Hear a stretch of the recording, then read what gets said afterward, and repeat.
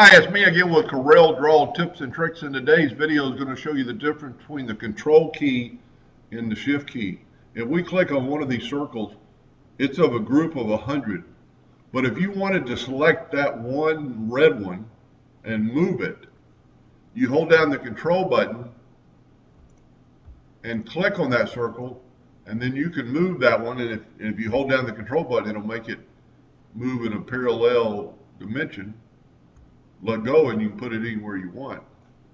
Now you select it, it is still part of that group. We've still got 100 objects. Nothing has really changed. It's still grouped together.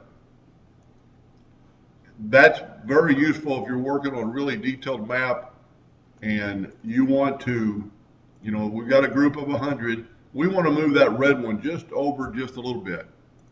Or we want to make it blue. You can do that. Now let's back up here. Let's Control U, which is going to break the group apart. So now we just have individual objects. But if I wanted to select all these, now hold down the Shift key and draw a bounding box around the red one.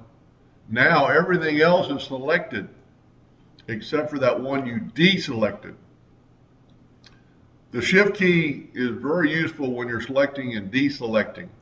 If I want to just select this first line, I can hold down the Shift key and select all those.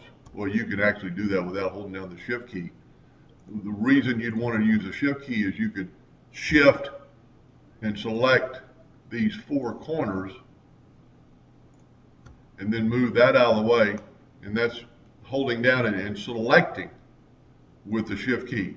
But if you want to deselect, hold down the Shift key and just draw a bounding box around that one, and that one is now deselected from the group. It's not a group, they're individual deals, but you've got them selected together. Anyway, hope that helped a little bit. Thank you for watching.